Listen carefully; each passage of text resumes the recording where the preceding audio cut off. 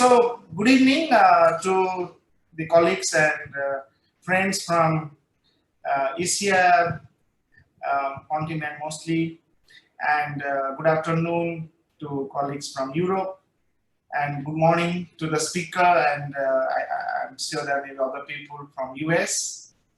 So it's real my pleasure to welcome you again. It's a double pleasure because we are hopefully going to hear Christian's full talk today, and I'm really glad that he could find time again within a week's notice. Unfortunately, last week we could not finish his lecture due to the internet issues. So, as a matter of formality, I would introduce Professor Christian Binek again. So you all may know him, but just a brief introduction about himself. So he is working as a Charles Besse Professor in the Department of Physics and Astronomy at the University of Nebraska-Lincoln in US.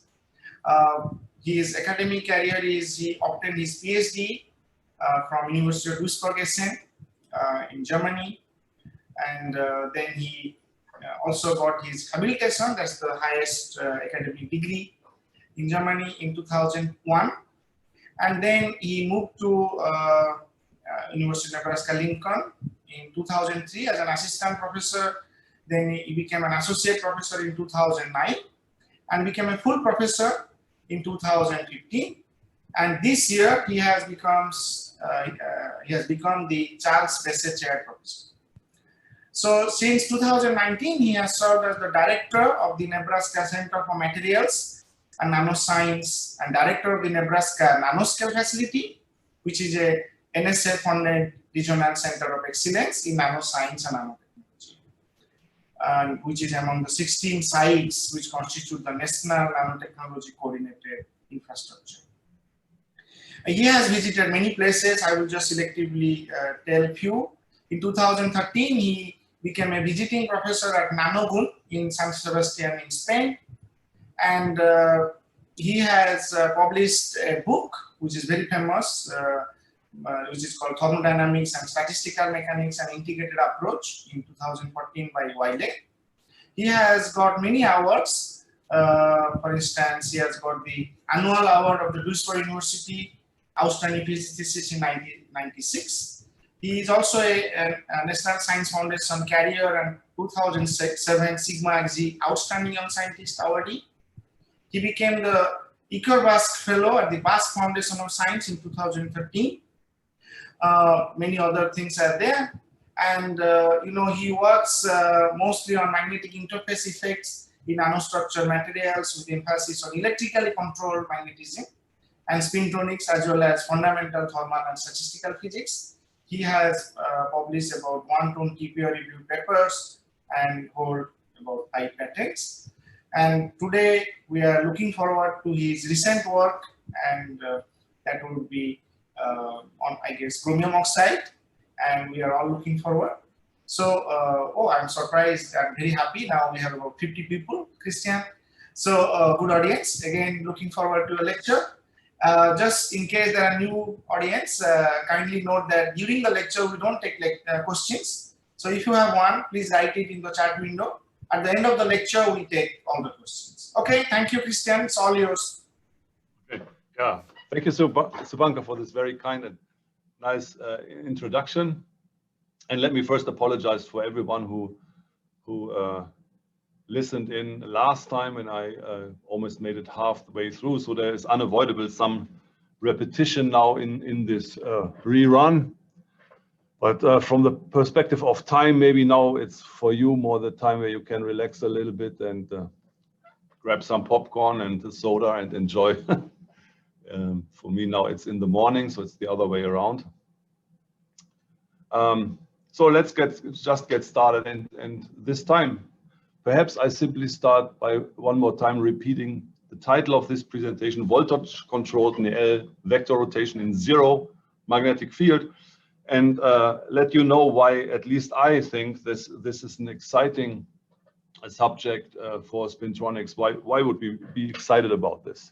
There are a few keywords in here, and I quickly go through them before I show you the actual outline of the presentation.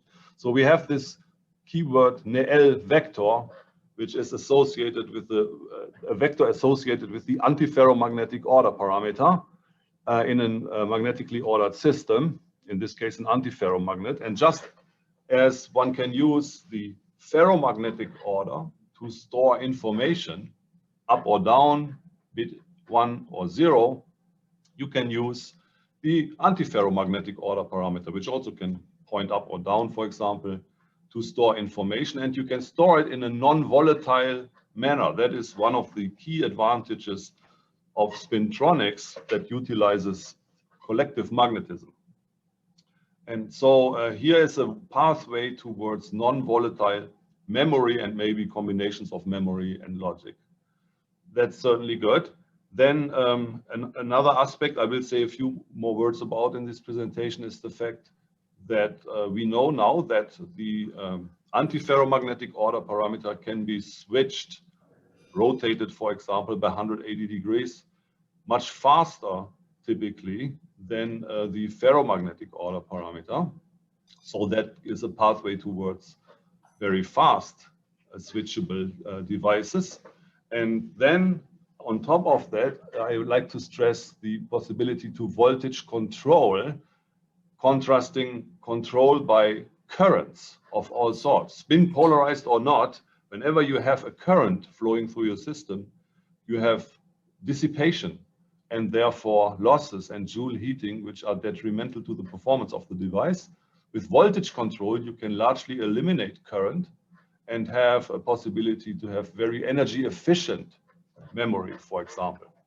Now in the past, and that will be basically the first half of my presentation, there was another ingredient needed to achieve the voltage controlled rotation of the Néel vector, and that was a magnetic field that was necessary for symmetry reasons, because it's the magnetic field that breaks the time inversion symmetry, and for that fundamental principle we always had to apply a magnetic field. Now what I present today is the possibility to manipulate the Néel vector with voltage at and above room temperature in zero magnetic field. So if you like, that is to some extent the holy grail, for some at least, of spintronics. So that's what all this is about. And now let me go into the outlook of the talk. So I will first go a little bit back into my own history and the history of my group, and basically guide you through this journey and the experiences, positive and negative, we made by coming to this goal here. And it started all out with Néel vector switching in exchange bias heterostructures made out of this magnetoelectric material chromia and ferromagnets on top. So we achieved their switching, but with the assistance of a simultaneously applied magnetic field. I will report about those early attempts and then how we proceeded and what the shortcomings of this approach are. And then I moved to the boron doped variation of this antiferromagnetic magnetoelectric chromium oxide. And the reason we started to do boron doping was to increase the antiferromagnetic ordering temperature of the material. That was the initial motivation. But as we will see, the boron doping does much more than just increasing the antiferromagnetic order parameter. It creates a kind of a multifunctional properties of the material, and we will utilize those to achieve the voltage control in zero magnetic field.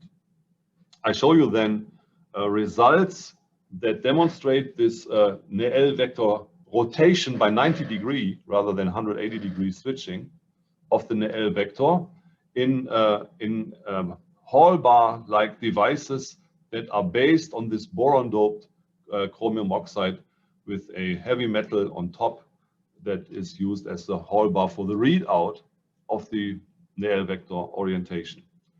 I will then show you independent evidence that the observations we make here in the transport data are indeed originating from magnetic reorientations of magnetic properties of this Hall bar device and not some artifacts. And part of this will be magnetic force microscopy. And then finally, I will conclude. So let me start with the history, which also brings us to the basic properties of this interesting magnetoelectric material, chromium. So let's start with that, and I show you here a fraction of the unit cell of Cr2O3 or chromium. It's in principle a 4 sublattice magnetic unit cell, but I show you here just 2 sublattices. And you see these chromium 3+ ions here in red. You see their spins. They are located along the 3-fold axis, the C axis of the material, and they are surrounded by oxygen 2- cages that are, in good approximation, have an octahedral symmetry. But you see there is some deviation from this perfect octahedral symmetry. So we have these triangles here, which are, this one here is a little bit larger than this one. This is a smaller one, and this is a larger one again. This will become important because this will basically create the magnetoelectric effect. So let's see what happens if I apply an electric field along the C axis of the material. Well, first of all, if you apply an electric field, then charged particles have to react. They will experience a force, and that force will move them away from their original equilibrium points. And same here. So we get a displacement relative to the oxygen 2- environment. And you see, this creates a certain asymmetry because these B species of chromium 3+ ions moves towards the smaller triangle. These guys move towards the larger triangle. That means that the crystal field environment these 2 ions experience now are different. They are no longer the same. And that lifts the degeneracy between these 2 sublattices these chromium ions belong to. And that creates an imbalance, a small ferrimagnetic moment, if you like. So you create a magnetic moment, M, or magnetization M, by applying an electric field.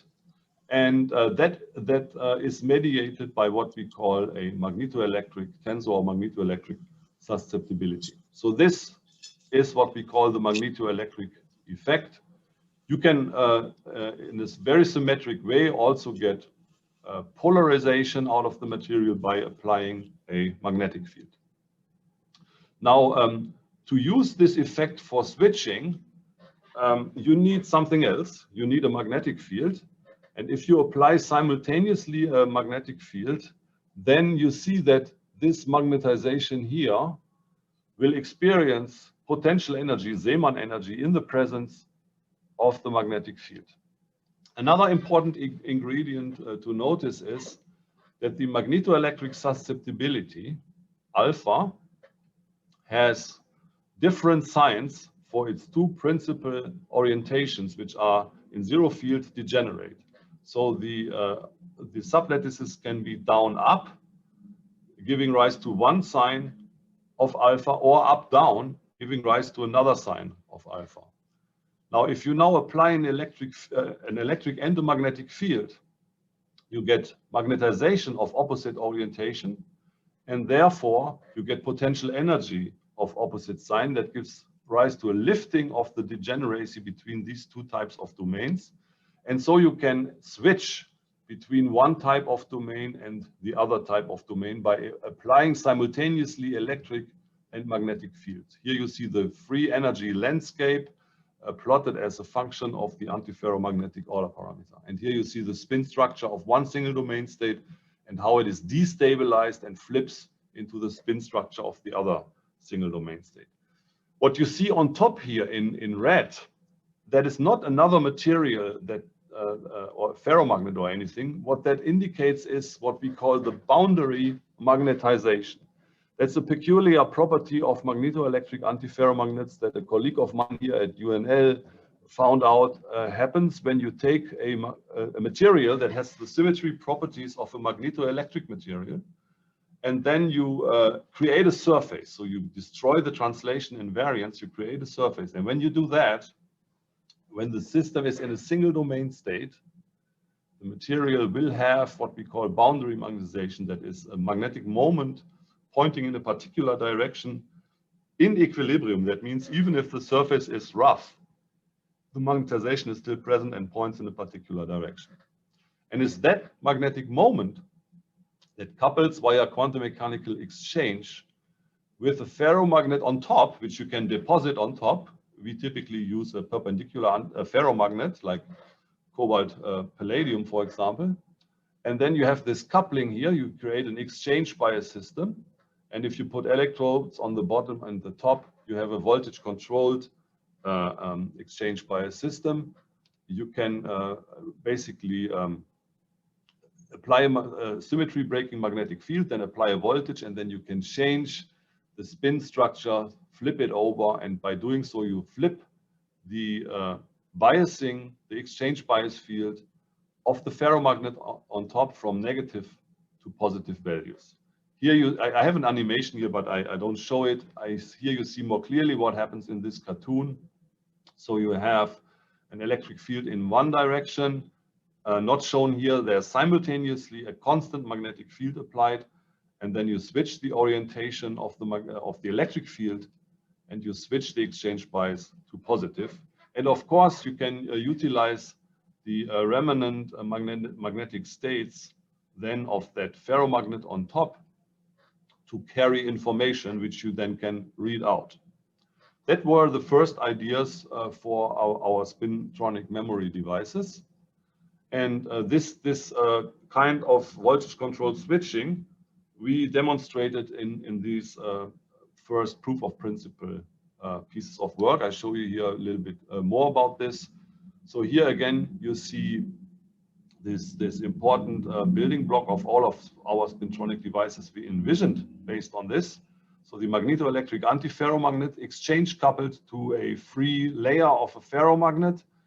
And by applying a voltage then in the presence of a magnetic field, you can set the information, the bit information, by saying that the ferromagnetic remnant magnetization should be positive or negative. And again, you see here, you see clearly the boundary magnetization in that cartoon, even if the surface is rough. These spins then can couple to the ferromagnet, create the exchange bias. And here we have data, real data, where we used a single crystal, a bulk single crystal of this magnetoelectric material, chromium oxide, and deposited by MBE a magnetic thin film of cobalt palladium on top. And then we achieved this exchange bias switching. So if the product of electric and magnetic field is positive, you get a positive exchange bias field. If it's negative, you inverse the spin structure of the antiferromagnet. The orientation of the boundary magnetization is inverted, and thus the sign of the exchange bias field changes, in this case, to negative. This was a proof of principle, and it was quite interesting, and many folks started to look into this, but it was clear right from the start that if you want to create devices, you have to bring this into an all thin film geometry, and as simple as it looks, it's an important task to do that. So I show you our attempts to make progress in this direction and to bring this proof of principle geometry. And we were, of course, not the only ones then doing that. There were at least two groups in Japan who very successfully. Sorry, we have some background noise here. Can we? Yeah, so okay. I'm sorry, I muted. I think accidentally somebody put. All right, thank you. All right, so let me show you our results here. But before I do that, one more thought about what can you do with this, right? So what are the devices we can think of? So this exchange bias is the physics, basically, it's the fundamental effect. And you can go from there. So this allows us to voltage control this free layer by voltage controlling the boundary magnetization. The device is a little bit more, so you can put it, for example, you can put a TMR element on top to read out the orientation of the free layer by the tunneling magnetoresistance.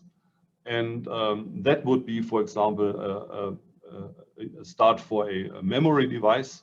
And then you can even think about more complex systems. You can take these non-volatile memories and embed them in a CMOS environment and create composites of traditional CMOS and these new non-volatile magnetoelectric devices and create, for example, a magnetoelectric MTJ latch that would have the advantage, in contrast to a CMOS-based flip-flop type device, it would have the advantage that you turn it off and doesn't lose its memory. So it's an instant-on electronic device, something we all dream of. Okay, we had a couple of patents in this context. Here you see some of the usual suspects, my collaborators at UNL. You find Kirill Velashenko somewhere here. You find Peter Dauben here, I mentioned him later as well. Again, and you also find Dmitry Nikonov from Intel somewhere here and so forth.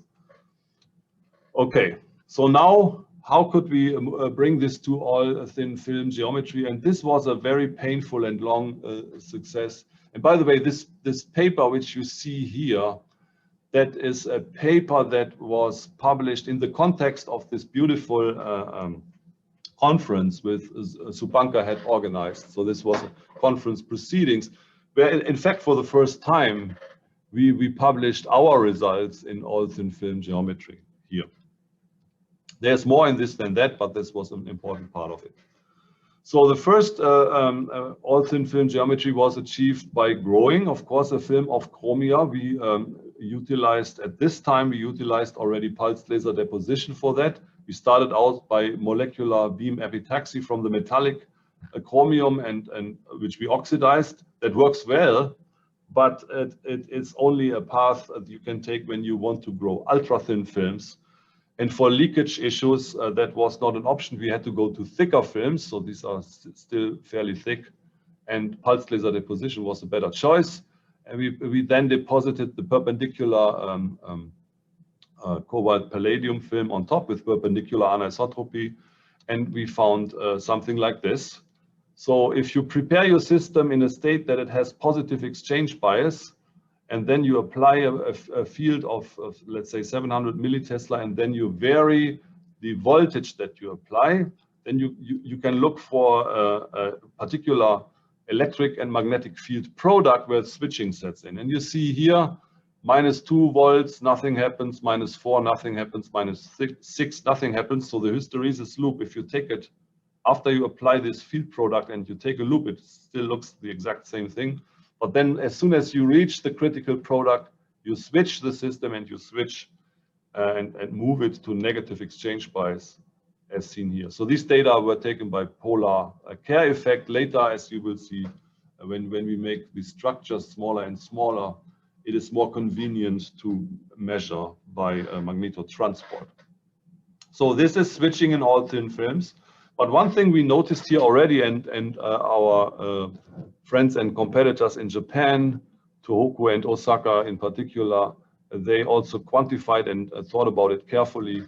You find that the switching back and forth is not symmetric. It's getting asymmetric, and that has something to do with the fact that the ferromagnet couples to the antiferromagnet. So it's an exchange coupling energy, which can be in favor of switching or disfavor. And this asymmetry gets more and more pronounced. The thinner, of course, the pinning antiferromagnet becomes. So if you like, if you take away volume of the antiferromagnet, it's also getting harder and harder to switch, and you need more and more electric field to compensate for that. So that brings me to shortcomings of this entire approach of using exchange bias systems with the ferromagnet to achieve this spintronic concept devices. First of all, if you have an exchange coupled ferromagnet, we know that this is the problem of spintronics in general, of at least spintronics with ferromagnets, is that it's slow. Because the 180-degree rotation of a ferromagnet is associated with the Lamour precession frequency of the magnetization vector around the field axis. And in laboratory magnetic fields, that is slow. That is on a nanosecond time scale, and cannot really compete with even with CMOS, right? So that's one problem. But the other problem, maybe more problematic, is that when you make your films thinner and thinner, this asymmetry between switching in one direction and the other direction becomes very pronounced, which makes limitations to scaling, right? Because you cannot crank up your electric field arbitrarily high. Very soon you reach a dielectric breakdown, and then you run into a problem. So scaling is a problem for sure as well. Then another problem which our industry sponsors pointed out very early on and asked us to work on very early is that as nice as chromium oxide is with the Néel temperature in bulk of 307 Kelvin, that is not enough for a device that is supposed to be a kind of a drop-in replacement, or at least can function in a CMOS environment where temperatures can go quite high, as you know from the CPUs in your computer, for example. So 307 is certainly not enough for a reliable device. You need at least 100 Kelvin more. And then in addition, of course, we had this ugly magnetic field that always has to be present. The good news is it can be static, so you don't have to switch the magnetic field. It just has to be there. And therefore, it can be a stray field, let's say, of a component of your device. That were early thoughts we had. But still, I mean, you have crosstalk between stray fields, and that's not nice, at least, to have. It's better to eliminate that. And then, of course, the Néel temperature limit I just mentioned. So the boron doping turns out to solve all of these problems magically, like a magic bullet. And that's now what's coming next. So first, I think around here, it was when last time the connection failed, I think. So let me now go into this component, which hopefully tells you something new. So boron doping exploits the idea that when you replace the oxygen 2- by boron, that you modify the super exchange between the chromium ions, and the change in the exchange integrals changes then, just in the mean field argument, changes the antiferromagnetic ordering temperature. And that boron is the element of choice. That was something that Kirill Belashenko found out by first principles investigations. So that gave rise to a patent, and we then applied this technique by continuing to do pulsed laser deposition of our chromium oxide films, but in a decaborane background, so that boron could be incorporated in the material. And indeed, we found increase in the Néel temperature. You may say, well, wait a minute, you talk about a Néel temperature of an antiferromagnet, and now you show us these curves that almost look like the order parameter of a ferromagnet.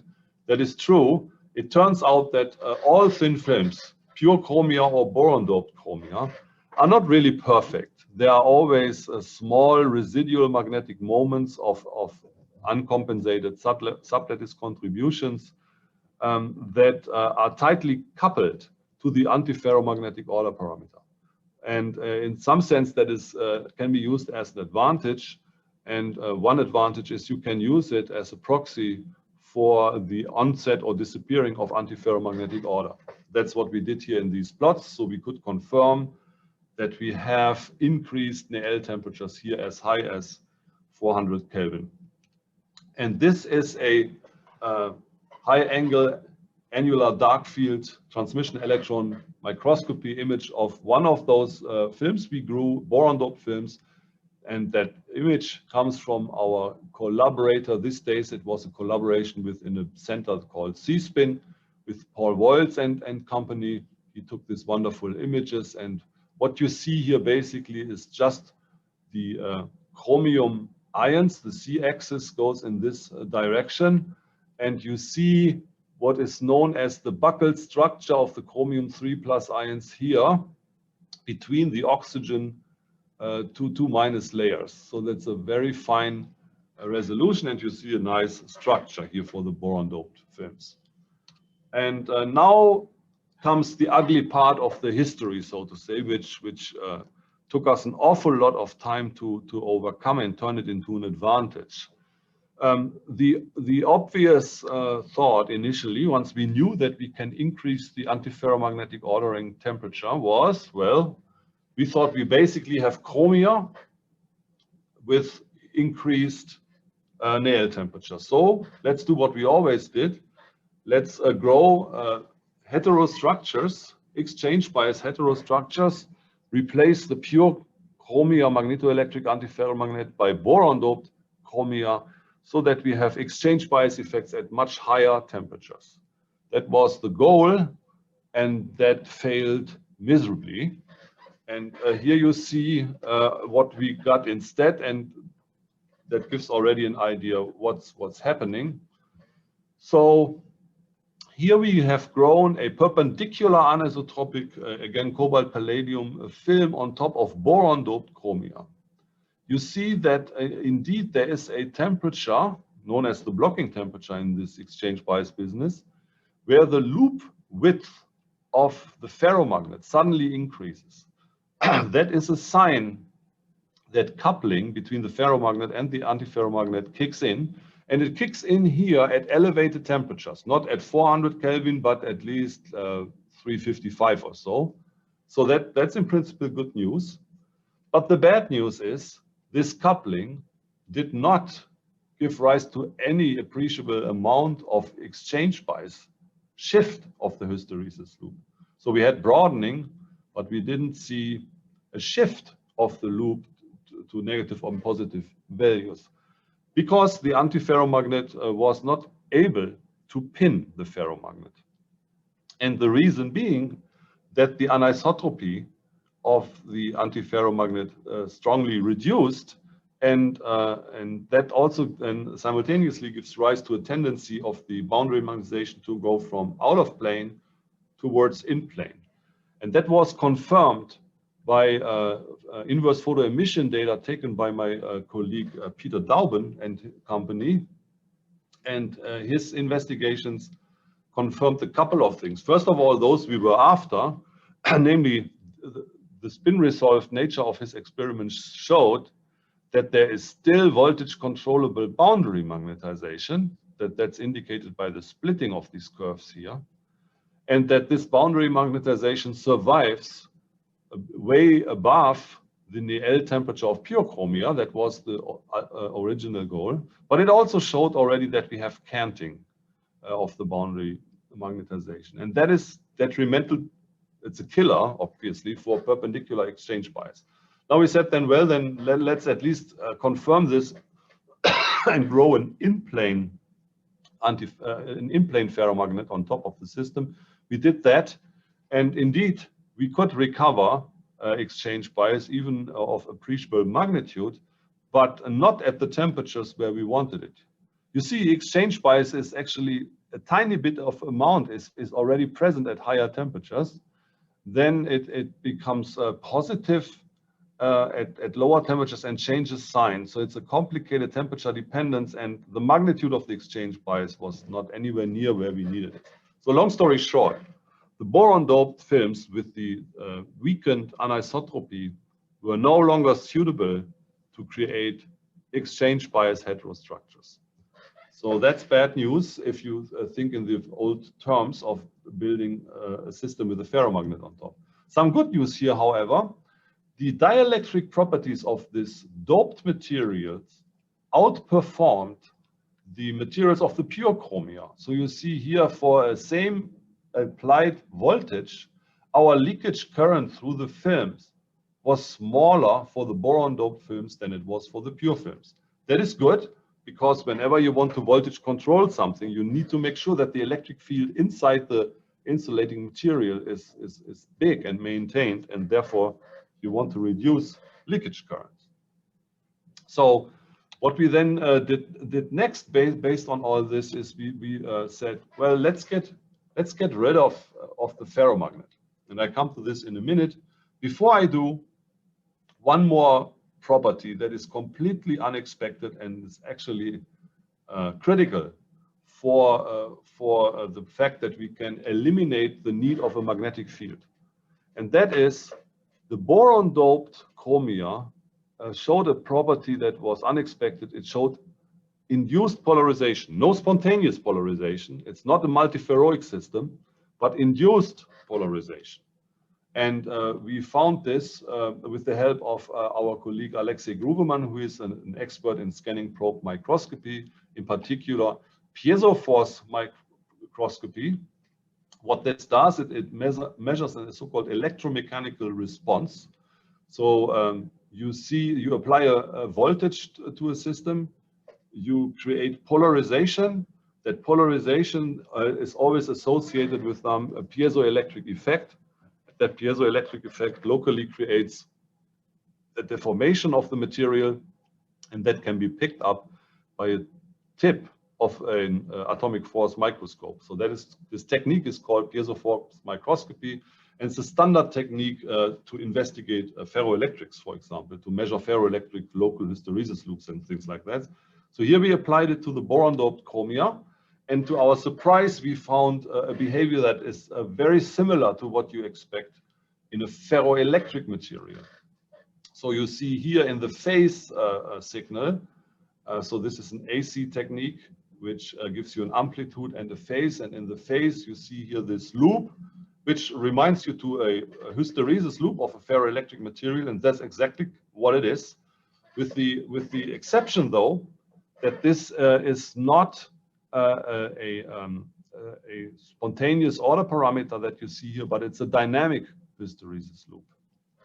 The effective piezo coefficient D33 shows the similar result. They always go hand in hand. It shows you this butterfly curve here.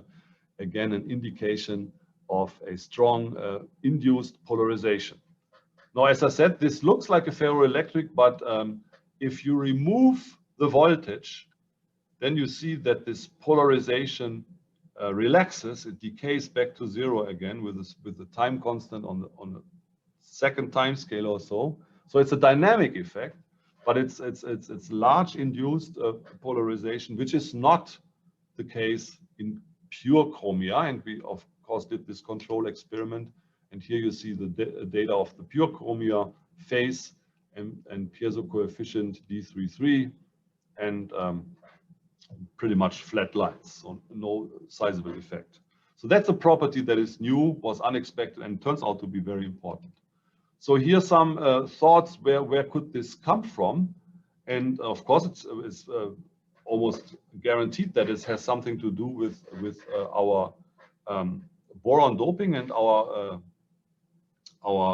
theory collaborators had this idea that the boron doping creates this polar nanoregions. So by replacing oxygen 2- with the boron, you create a local distortion, and that gives rise to a charge imbalance here with some local polarization.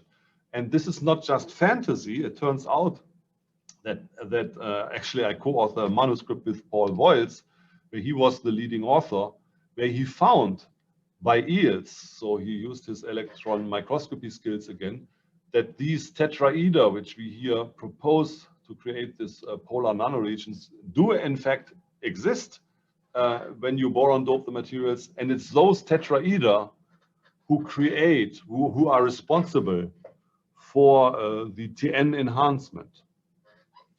And not all of the boron goes to where it should go, namely to the oxygen side. There are interstitials, there are other,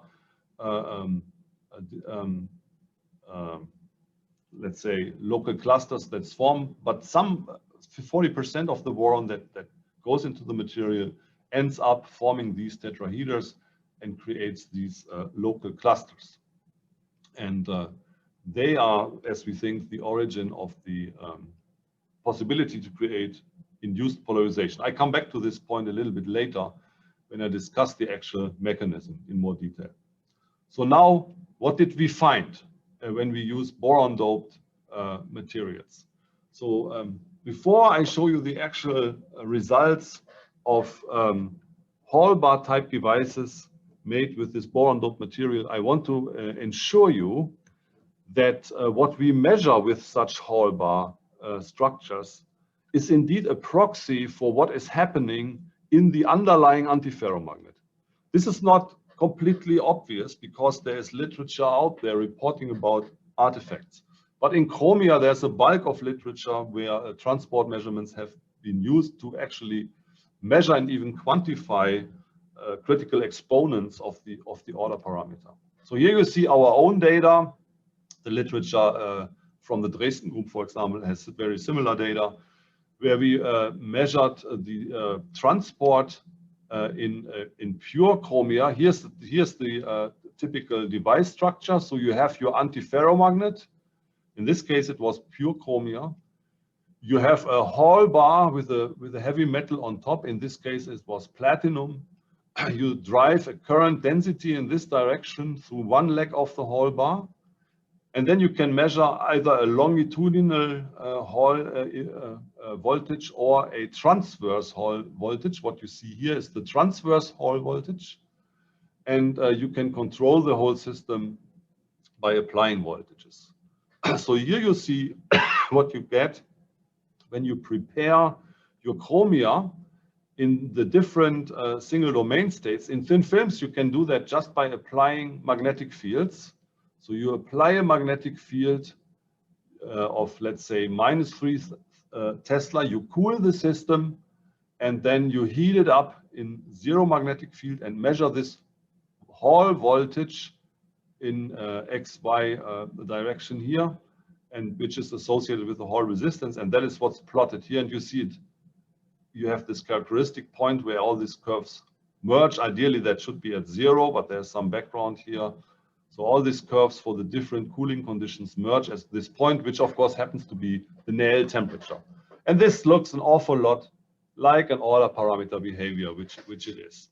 So what you'd probe here is the boundary magnetization, which according to the theory of Kirill-Belashenko is tightly, directly coupled to the underlying antiferromagnetic order parameter.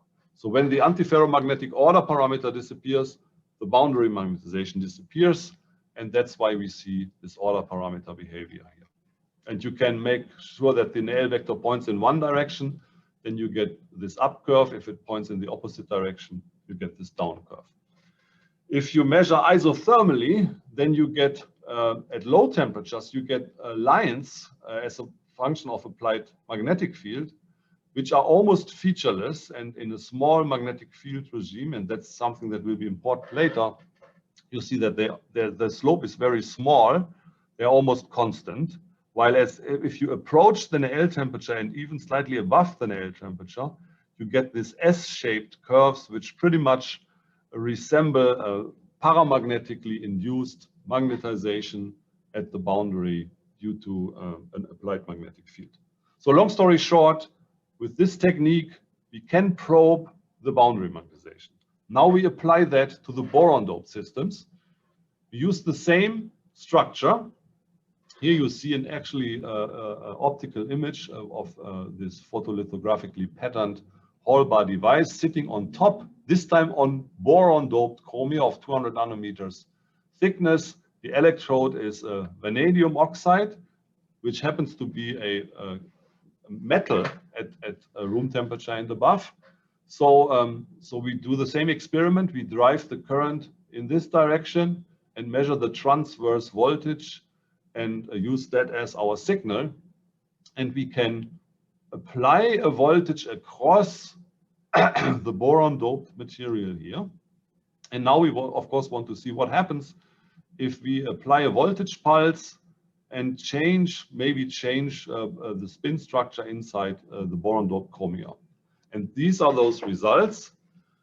So in the inset here, first you see a hysteresis that tells us that, again, there is a critical voltage which switches the spin structure of the boron doped chromia from one particular state in another state, which these states are different in the sense that they give rise to different transverse voltages, and this is an hysteretic effect, so it can be used for memory. Notice that this data is taken at 0 applied magnetic field. These data here below are taken at an applied field of -1 Tesla, and we also used +1 Tesla. The message being here that the magnetic field has absolutely no effect whatsoever on these features which we see here. And that's a very, very clear indication that the switching mechanism that gives rise to these signals here in the transverse Hall signals has nothing to do with the linear magnetoelectric effect that gave rise to the 180-degree switching in chromia. So that's something to remember. I come back to this point in a second. So now to this experiment, what did we actually do here? We apply a voltage pulse. This was not yet an ultra short pulse. It was a pulse of a few seconds, just for technical reasons. So we then switch into a particular stage, and then we measure 100 times.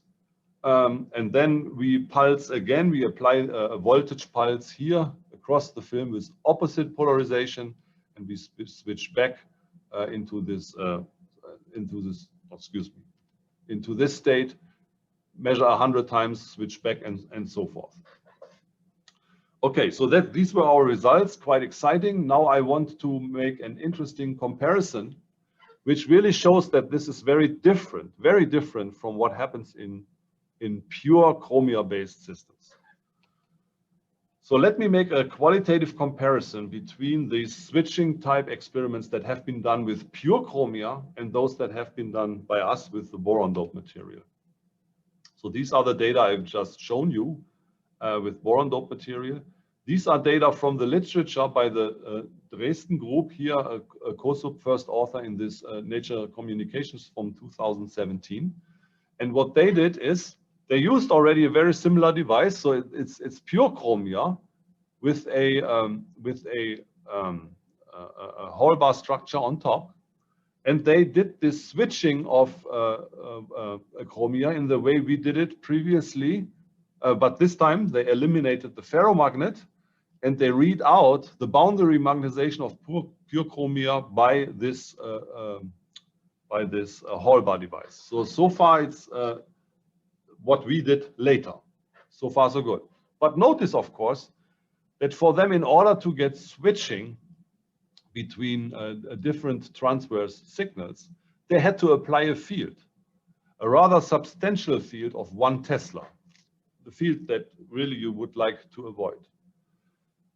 But that's a technical problem here. What I would like to point out is the difference in physics, because you notice that the switching of the Hall resistance is symmetric. It goes between negative and positive values of identical magnitude. And that simply is because the switching in pure chromia is a switching between 180-degree domains from up to down, right? So very symmetric. In one case, you get a positive signal. In the other case, you get a negative signal. In our case, the switching is very different. Notice that we switch between a signal that is almost 0 to a signal that is non-zero. And that is a first indication that our switching is different. It's not a 180-degree switching, it's a 90-degree pi-half switching. And by the way, that is very consistent also with the fact that we don't apply a magnetic field. You know, all these symmetry problems you have by switching magnetization, boundary magnetization here, that breaks time inversion symmetry. And if you have a magnetic field applied, you can, so to say, solve that problem, because it's not straightforward to switch a quantity that breaks time inversion symmetry by a field like the electric field that does not break time inversion symmetry. Right? 90-degree switching doesn't have that problem. It's fully fine and allowed, and therefore it's consistent that we can do this without applying a magnetic field. Okay. And these are the data which we then published fairly recently. It was a long way to get there in Nature Communications. Okay, now, and this to a large extent is born, of course, as you can imagine, by comments from referees. How can we be sure that the data we see are really magnetic, that the switching is really magnetic and not something else? And this, of course, is a valid question, and it also bothered us because this transport is not a really microscopic tool that really shows you directly what is the order parameter and the boundary magnetization doing. So despite the fact that, of course, it's a well-established tool for pure chromia to do exactly that. Nevertheless, we wanted to see, can we make a stronger argument that what we see is magnetic in origin?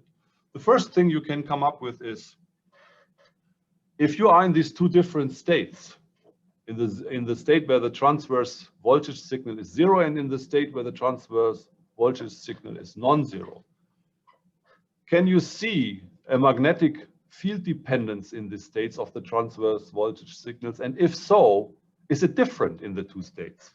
And that's what we did. And the answer is yes. So we switched between two different states. This is the state where there is a significant transverse voltage signal. And just as in pure chromia, where you always switch between states where there is a significant transverse voltage signal, the magnetic field dependence far away from the Néel temperature, and we are far away because this is boron doped material, so the Néel temperature is 400 K or more. So we are far away from the Néel temperature. So in that sense, in this state, the system is very similar to pure chromia far away from the Néel temperature. And we know that the magnetic field dependence of the signal there is very weak. Now in the other state, when we switch into the state where the transverse signal is small, we see on a comparable scale here, so you can directly compare these two, we see a very sizable slope. And we interpret that in such a way that here, the boundary magnetization and the order parameter, and with it the boundary magnetization, is in the plane, and a field that is applied perpendicular to the plane can now create maximum torque and turn the boundary magnetization along the applied magnetic field and creating this slope. So at least qualitatively, the fact that there's a difference is a strong hint that this is really magnetic. But maybe more convincing are independent measurements done by magnetic force microscopy by my colleague Alexei Guverman again. And he's an expert, as I said, in all questions scanning probe microscopy. So here you see an atomic force microscopy image of the Hall bar cross on top of our boron doped chromia. Here you see this close up of this leg of the cross, and and below you see corresponding magnetic force microscopy images taken in the pristine situation, and then after applying a positive and then again a negative voltage between the Hall bar and the bottom electrode. And you see when we apply a positive voltage here of 10 volts, the magnetic force contrast is almost completely gone. You can barely see the leg. But if you invert the polarization of that voltage, the leg reappears here again in the magnetic contrast. This was, of course, an aha effect for me. I was very happy about that, but Alexei was very cautious and said, well, you know, there can always be artifacts. So let's be sure that this is not an artifact due to electrostatic effects. And he carefully measured the Kelvin probe force microscopy, which basically measures the electrostatic potential. And here you see this line scans across the leg for the different applied voltages. And you see that there's barely a difference between these potentials when you apply the voltage of one or the other sort, indicating that this effect at least can be excluded. So we are very confident that what we see is in the transport data is magnetic, as it is, of course, in pure chromia. Okay, so now my last words are about the actual switching mechanism. And I come back now to the polar nanoregions. So the substitution of oxygen by boron creates these tetrahedra, as we know from electron microscopy. These tetrahedra create local distortions. These distortions come with local dipole moments, polar nanoregions. If you apply an electric field, you can orient all these polar nanoregions, all these little dipoles, if you like, in the same orientation and create a macroscopic response, a macroscopic polarization of the sample, which is fairly homogeneous across the sample. And with this homogeneous polarization comes a piezoelectric effect across the entire sample. So it's a global piezo response, no longer just the local one, once you have oriented all the dipoles. And this piezo response does now the following, and that's very similar, actually, very similar to the mechanism we know from two-phase multiferroics, where you have a material that has a piezoelectric effect and another material that shows a magnetoelastic effect that reacts on piezoelectric deformation and magnetoelastically reacts with anisotropy change. Same here, the piezoelectric effect changes, creates strain, and that strain changes the magnetocrystalline anisotropy via magnetoelastic coupling. And when you change the anisotropy, you can change the easy axis of the antiferromagnetic order parameter. It turns out that already pure chromia, the anisotropy is weak, and now it takes only a little bit to allow the order parameter to change its orientation, and with the reorientation of the order parameter, you also reorient the boundary magnetization. So that's the idea here, and with that, of course, the Néel vector follows its free energy landscape minimum and reorients with an energy barrier in between, so that you still have non-volatility even when you remove the electric field and this polarization decays again. Now, a final brief remark about switching speeds. So our colleagues from theory, I will acknowledge them in a minute, they look at switching of antiferromagnets, and you know, this is not quite a simple task. They found that one can map the switching mathematically. One can map the equation of motion of the Néel vector on a inverted gravitational pendulum, mathematically an equivalent equation you get, and by solving it, they can estimate by plugging in the anisotropy and exchange and all these things. They find that the switching speed should be at least on the order of 100 picoseconds. So encouraging for fast switching speeds that potentially can rival CMOS. Okay, so that's it. With that, I conclude. So I have shown you that boron doping certainly allows to change the Néel temperature of chromia. That was our original idea, but it gives rise to a zoo of other effects. Among them is this induced polarization, and that induced polarization allowed to achieve zero magnetic field voltage controlled switching. We then were able to create prototype devices of reduced complexity. By that I mean devices that get rid of the ferromagnet we spent almost a decade on, which makes things far easier and faster, and everything is better, if you like. I show you data here briefly that because of the increase of the Néel temperature, this switching, this voltage control switching can be done at least up to 400 Kelvin. That's what we have seen already. And I showed you independent evidence that our transport data are indeed magnetic in origin. Here, maybe the most convincing was this magnetic force microscopy. And I like to remind one that we have no spontaneous ferroelectric order. So what you see here is induced. polarization, and in turn that can be useful because the reversal of spontaneous ferroelectric order is what comes with an energetic price tag, and what is, for example, in competing multiferroic systems like bismuth ferrite and so forth, contributes to the energy consumption of the device. So that it's a good thing that we don't have to deal with this ferroic order. And finally, I gave you very briefly what our colleagues from theory think about switching speed possibilities. So here, a brief thank you to the entire team. So these are members of my group. Hands-on leading was my postdoc, Atta Mahmoud, Will Echtenkamp, working for a long time on all questions, voltage controlled, exchange bias. Junlei Wang did a lot in terms of programming and of the transport setup. Then Peter Dauben did everything related to photo emission, inverse photo emission, spin resolved spectroscopy.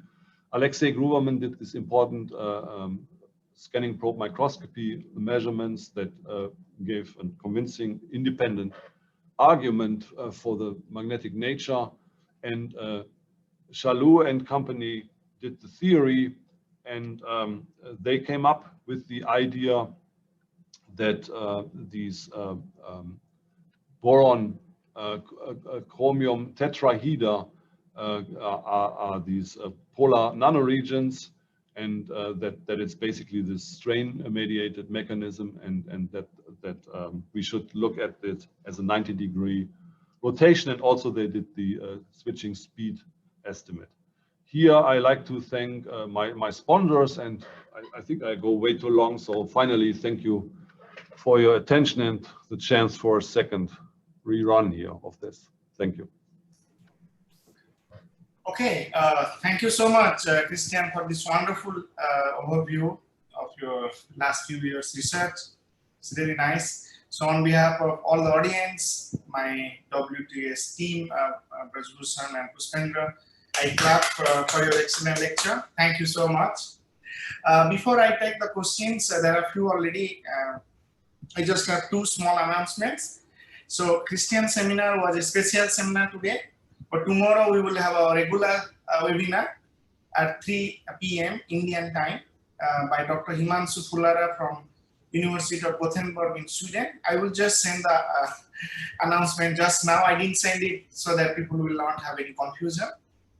And the other announcement is, we will have the 50th lecture by Professor Albert Furt on 3rd of June. So he has kindly agreed. So I just wanted to put forward these advertisements. Yeah, so thank you, Christian, again. Let's come back to your talk. So there are a few questions. The first one is by Patrick Maletinsky. So probably, Patrick, you want to ask, should I read your question? Because he has privately written to me. Maybe I can just ask you. He was actually asking regarding the last result shown. I forgot which was. Yeah, he has bad connection, so he asked me to read it out. Can you also switch to a state where the transverse voltage becomes positive instead of negative? If yes, what is required to prepare this state? If no, why? That's a very good question. Very good question. The answer is yes, we can. But we cannot yet control. I cannot predict in advance between what states we will switch. So it turns out that once a sample is done, basically, then you switch either between 0 and a negative or between 0 and a positive. But what that will be, I cannot select or predict in advance. So there is some additional symmetry breaking mechanism that must be a small perturbation, so to say, that selects whether you go into this 0 plus or this 0 minus situation. But it does exist. We have observed it. Yes. Okay, I hope that answers Patrick's question. If not, please. Well, if not, then and he has additional ideas, then please let me know. Okay, great. Oh, he said yes, it does, so it's fine. Thanks, Patrick. Okay, Satya Prakash Pati. Satya, you have a few questions you would like to ask, or should I read it? He has two questions indeed. If you please go to the slide 5.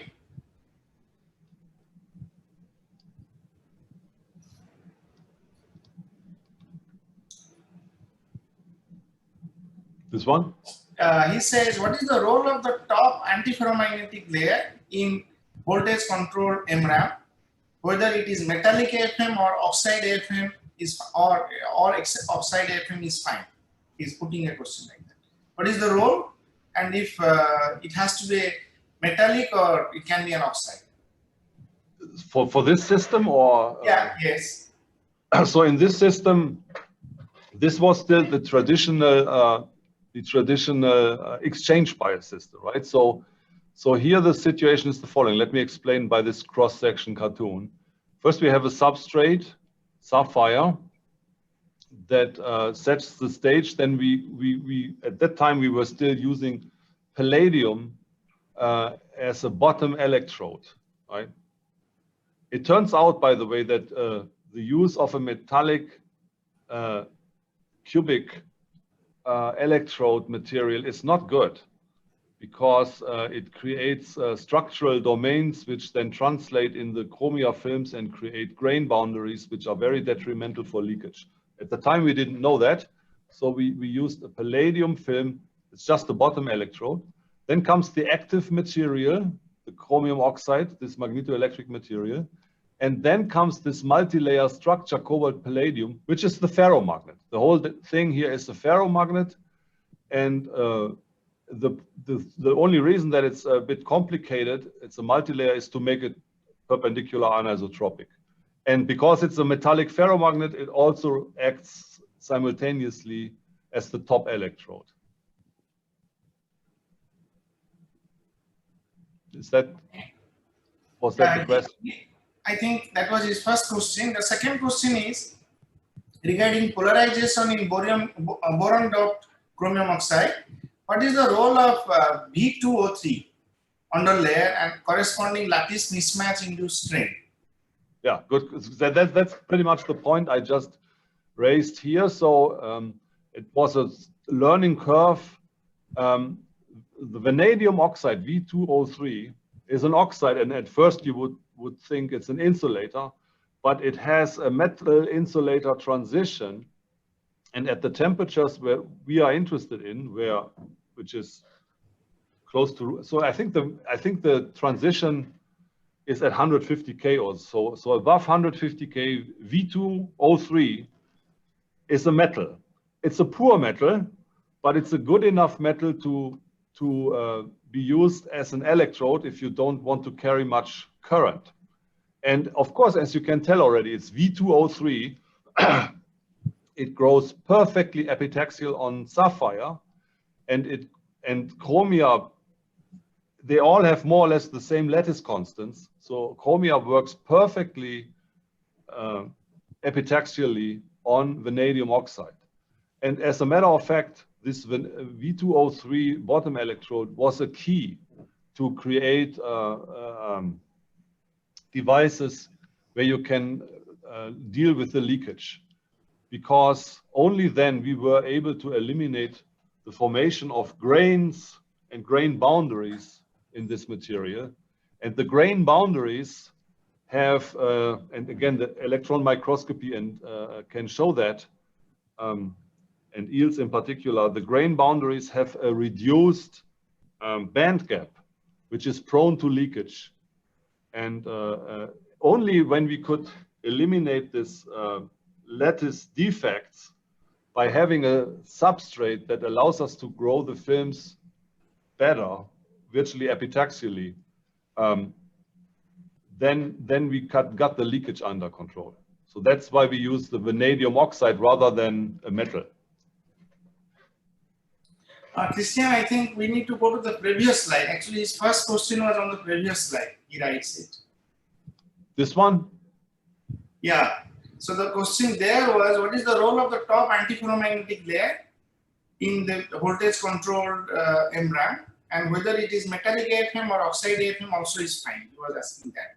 Sorry for the confusion. This one here? Yeah. Oh, okay. So look at this whole device basically as this building block plus a TMR device on top. So basically what you want to do is you want to pin this ferromagnet here. And as a pinning system, you can use an antiferromagnet, right? So you just make sure that this ferromagnet is always pointing in the same direction by exchange biasing it with this antiferromagnet on top. And then you have this free layer, and the relative orientation between this pinned ferromagnetic orientation and the free orientation determines the tunneling magnetoresistance, allowing you to read out. Yeah, okay. Pranav Muduli has a question. Please ask. Hello, can you hear me? Yes. Yeah, I was wondering the switching data that you showed at the end. So what is the voltage signal coming from? Does it depend, because you measure the Hall voltage, it has to have some anomalous Hall effect kind of voltage that is being detected, right? Right. When the nil vector switches, so you have to have an anomalous Hall effect which detects. So the question is whether this, because many of the antiferromagnets do not exhibit anomalous Hall effect. So does this one exhibit or anomalous Hall effect? Well, okay. So as you have noticed, I somewhat avoided the discussion of the origin of this signal VXY. Why did I avoid it? Because the origin, despite many years of hard work from many groups, is not 100% clear. The leading theory and the leading thought in this context is that the source of this transverse voltage signal and the longitudinal signal is the spin Hall magnetoresistance. So it's a spin Hall anomalous Hall effect, if you like. And I prepared a slide for that. It's here. So this would be the longitudinal spin Hall magnetoresistance. This would be the transverse spin Hall magnetoresistance. And in chromia, where in pure chromia at least, where the boundary magnetization is pointing up, you would have to focus on this term. And here you see that is the theory from Garrett Bauer and others that lays out the origin of the spin Hall magnetoresistance. And what it basically comes down to, why is there a transverse Hall signal, is encoded in this spin mixing conductance here. So you can only have a transverse voltage in this model if there's an imaginary part of the spin mixing conductance. So here you see you take the imaginary part of this contribution, and because this part is in the numerator, only if you have an imaginary part, you have a transverse voltage. And there is a reason to believe that this imaginary part does exist. And if you really want to figure out what is the mechanism compared to multiple other possibilities, for example, another one, as you mentioned, would be a proximity effect, namely that the presence of boundary magnetization near a heavy metal such as platinum, which has a very high Stoner susceptibility and therefore can be polarized magnetically by proximity, that this creates simply, quote unquote, an anomalous Hall effect. Now, does this second effect exist? Yes, it does. And it's certainly convoluted together with the spin Hall magnetoresistance. And there are many folks who try to entangle or de-entangle these contributions, and the literature seems to converge to the idea that this is by far the leading mechanism and not the proximity-induced anomalous Hall effect. But in both cases, no matter what it is, in both cases, the presence of that voltage would be induced due to the presence of boundary magnetization from the antiferromagnet. So no matter what the mechanism is, the transverse Hall signal will be a proxy for the boundary magnetization in magnitude and orientation. And that's all we needed here. But there's still room. There's still room to address this question. And depending on what you put on top, it might be different which mechanism is the stronger one, you know. For example, people are interested in graphene on chromia, and I think there the leading argument and theory is that the proximity effect is the leading mechanism. So it does exist. They both exist. But you see here multiple papers, and there are far more. And these two, for example, all assume that it's spin Hall magnetoresistance. Okay. Thank Yeah, you. it's a lot more complicated than I thought. Yeah. Yeah, it is. Yeah. All right, we have to move quickly. There are 2-3 more questions by Rajesh Kumar. He is asking, boron doping has changed the spin structure to in plane and also shows polarization from the PFM. Why boron doped chromium oxide is called as a multiferroic material? Why boron doped is what? Why boron doped chromium oxide is called as a multiferroic material? Okay. Is it multiferroic? It's not. No. It's not. Oh, no, I wouldn't call it that way, and I think because we are, as of now, the only group doing that, I still have the authority on that. That may change soon. So first of all, we can switch the easy axis, so to say, from the original orientation along the C-axis to perpendicular. And that is probably by a strain-mediated mechanism. The polarization itself is only induced. So as soon as I remove the applied voltage across the boron-doped chromia, if I remove it and wait a couple of seconds, the polarization is decayed. And so it's not spontaneous polarization. That means there's only one order parameter present in the system, and that is one spontaneous order parameter, and that is the antiferromagnetic order parameter. And that's why I would not call it a multiferroic, because a multiferroic at least requires two ferroic order parameters, let's say antiferromagnetic and ferroelectric. And that's not the case here. There's only one. The other one is induced, not spontaneous. That's why I would not call it multiferroic. Yeah, I mean, I just can interrupt. Towards end of the lecture, I think slide 18, slide 15, if you go. So the MFM images were just done from the pure boron doped chromium oxide. No.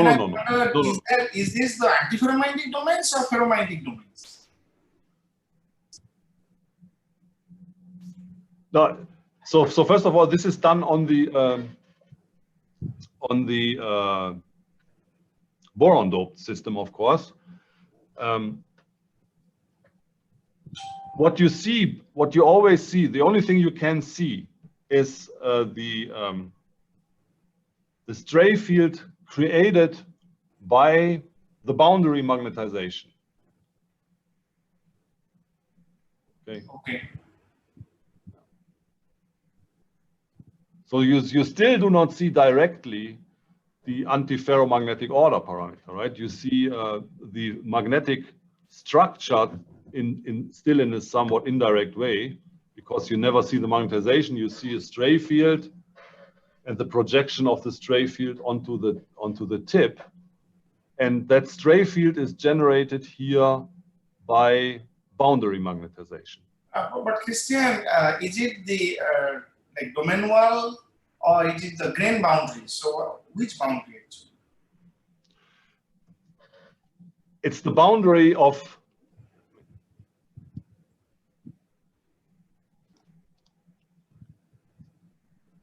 it's the fact that the antiferromagnet has a surface, right, which creates the surface magnetization of the antiferromagnet. Okay. But now on top of that comes the strain argument, right? So locally you strain, and by locally straining, you locally rearrange the orientation of that magnetization, and that then allows you to create like a contrast, like you would see it in a ferromagnet, right? Okay. So in that, basically in that sample, there was no ferromagnetic field. That's right. Okay. That's absolutely right. Yeah.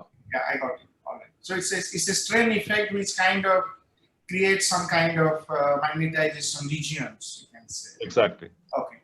All right. Thank you. There is last but not least question. I cannot read the name. So the person is thanking. He's saying, please, can you throw some light on how polar nanoregions are helpful in application point of view?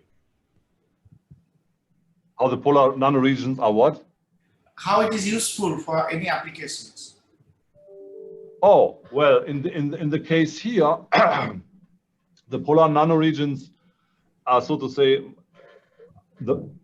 let's assume the model is correct, right? Then the polar nanoregions are the mechanism that allow us to that the system picks up polarization, induced polarization, when you apply an electric field, and only because of that you create the strain via the piezoelectric effect, and only because you create the strain, you change the magnetic anisotropy, and only because you change the anisotropy, you can switch the antiferromagnetic Néel vector orientation from one orientation into the other orientation. And that is where the bit information is stored. So the application is, by applying a voltage, you change the orientation of the Néel vector, and that